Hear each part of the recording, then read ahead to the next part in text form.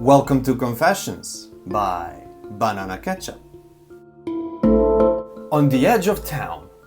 My mother once told me that flies were Satan's messengers, but I didn't quite understand what she meant until I was faced with an event that showed me how true that statement was. When my son was very young, his father Mike and I worked for a real estate company as head maintenance and painting in the desert of Palmdale, California. We were having problems with some tenants at our apartment stealing tools and equipment from our garage.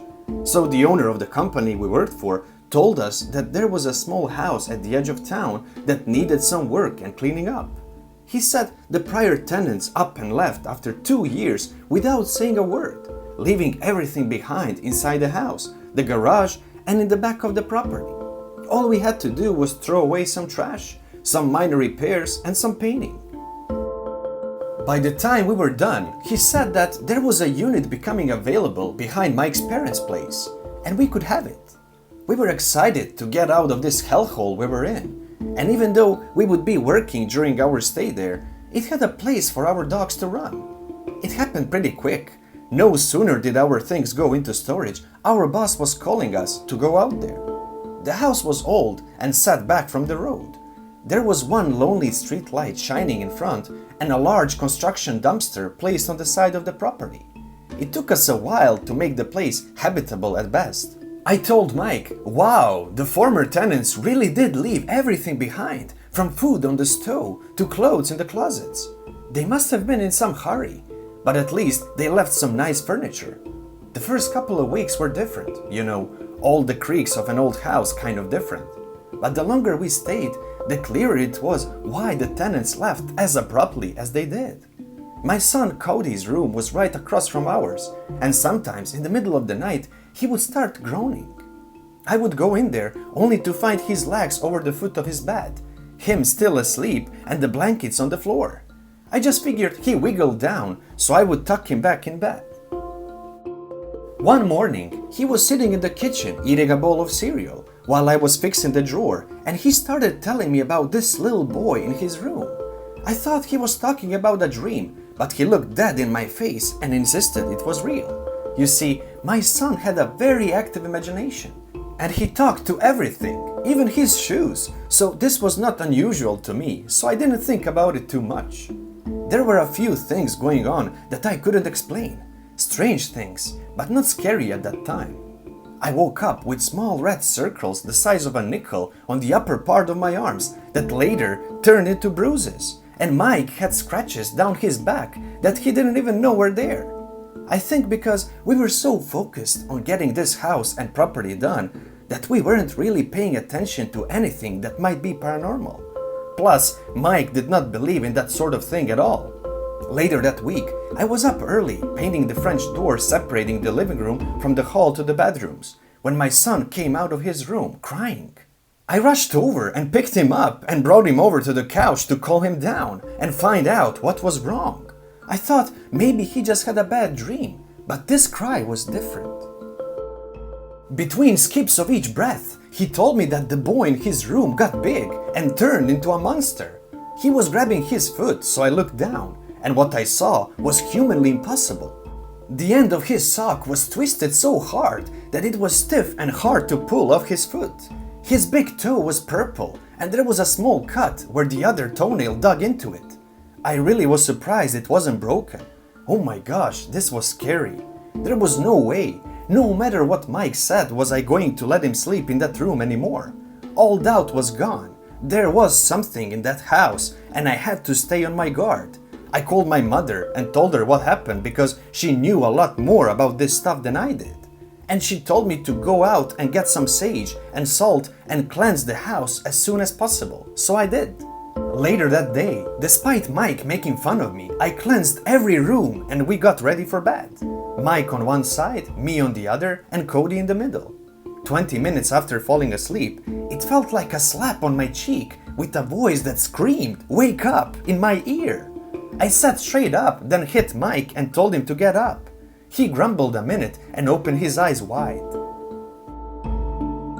The whole house was vibrating. At first we thought it was an earthquake, but it didn't stop.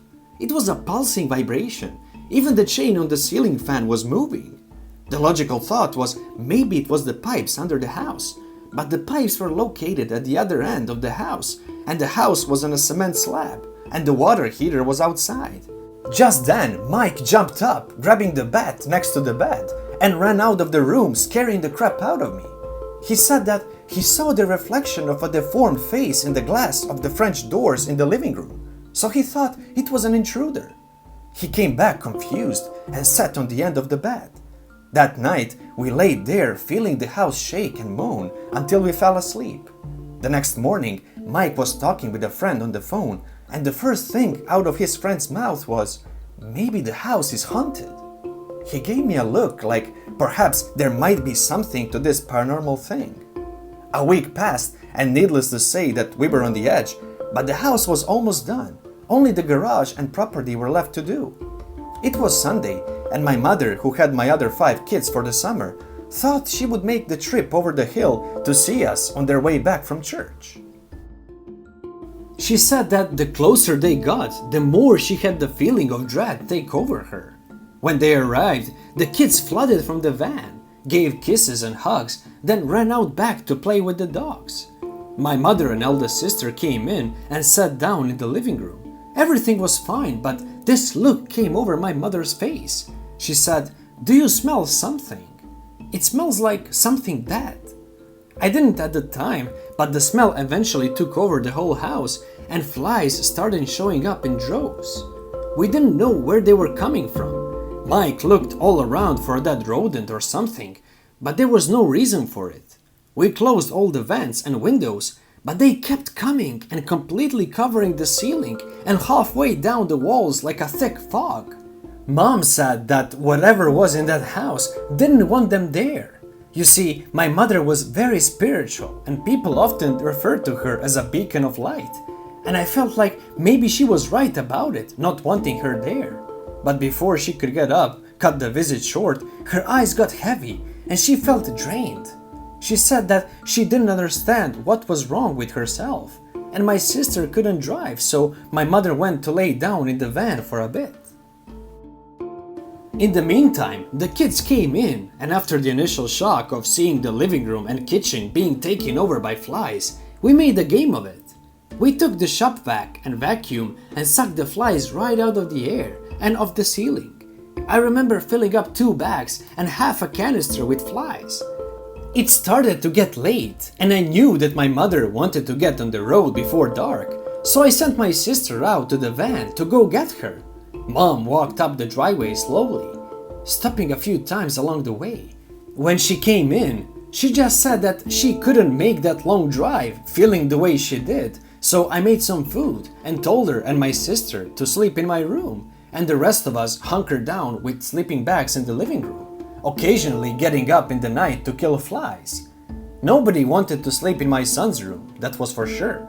The next morning, after a restless night for all of us, I asked my mother to take my youngest son with them, not only for his safety, but so we could finish this job and get out of there. I thought he would be upset leaving me, but he was happy to get out of there, and I didn't blame him one bit.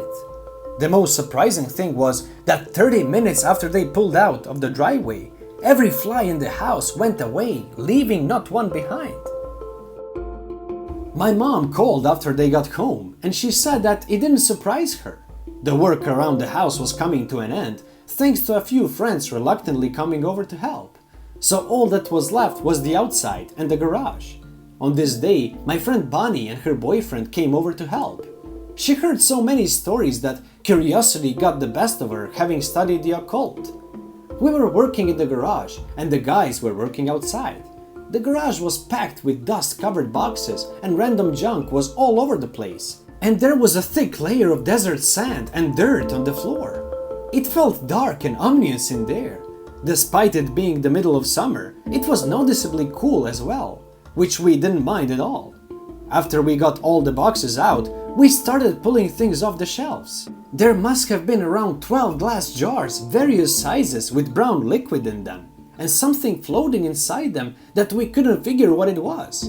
The lids were sealed with red and black wax, and what looked like hair was wrapped around the lid. I told her to just put them down and finish cleaning so we could get out of there. So she climbed on the workbench and started emptying the cabinets while I swept the floor.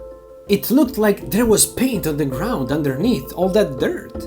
Just then she said, "Ew." I stopped sweeping and went over to where she was to see what she was referring to. She asked me to give her a flashlight and she started pulling out some pretty weird things. A crow's beak, a chicken claw, a bottle cap with what looked like brownish red dried ink, and a long feather riding quill, and some human teeth. Ew! I told her to toss that stuff and went on sweeping.